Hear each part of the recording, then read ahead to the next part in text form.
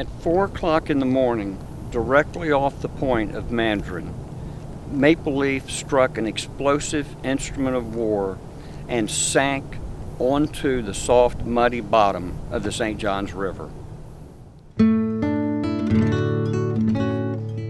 Built in 1851 as an excursion boat, the 180-foot-long Maple Leaf could carry 500 tons of cargo. When the Civil War began, she was leased to the United States Army as a transport ship. In 1864, after the Union defeat at the North Florida Battle of Olustee, 3,000 troops were quickly brought from Folly Island, South Carolina, to Jacksonville to aid the retreating army. They left behind them not only their regimental equipment but their personal possessions, including items they had looted from Confederate homes in the area. All this was in the hold of the Maple Leaf as she steamed past Mandarin Point toward Jacksonville that fateful morning. 12 miles south of the city, the Maple Leaf hit an underwater mine planted by Confederates only hours before. She settled into the soft mud of the riverbed 24 feet below the surface.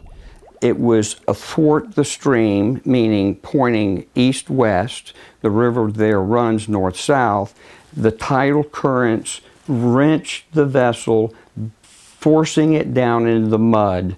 Now it was encased in a totally anaerobic environment, and that is why so much of the material is still preserved today. After years of poring through records and archives, Keith Holland, a Jacksonville dentist and avid scuba diver, began searching part of the St. Johns River for the wreck of the Maple Leaf. In 1984, he located the remains of the hull, now buried 8 feet below the river's muddy bottom. After years of negotiations with state, national, and military agencies, Holland and his team began a series of excavations. They soon began to realize the importance and magnitude of the find. The ship sank carrying the baggage and camp equipment of 3 regiments and a brigade headquarters. We recovered 1 ton of material, which was thousands and thousands of items. But Army records indicate the ship was loaded with 400 tons of cargo, making the murky water south of Jacksonville home to what is easily the world's largest collection of Civil War cultural artifacts. The cargo of the Maple Leaf, the baggage of an entire Union brigade, is a tremendous time capsule from the middle of the American Civil War. We have cannons from the Civil War, and swords from the Civil War, and even uniforms. But what does a Civil War toothbrush look like? What does a Civil War pocket comb look like? What did Civil War soldiers value enough to carry with them into the field? And what didn't they? Every morning we have documentation where they would get up and go out to the shore of Folly Island and collect seashells and then place them in their trunks, hopefully to send them back home so they could decorate their mantle when they return. Musical instruments, drumsticks, flute, fifes, and in beautiful condition. One gentleman lost 3 swords. One was a ceremonial sword, which is a very big deal. All the members of his company pitch in and buy a commemorative ceremonial sword. Some of the most beautiful finds are household items, most likely collected by the soldiers on forays into the Confederate-held countryside around Charleston, South Carolina. We know for a fact that they spent some time traveling south of Folly Island and raiding several plantations in that area. We found doorknobs, hinges to doors, window panes.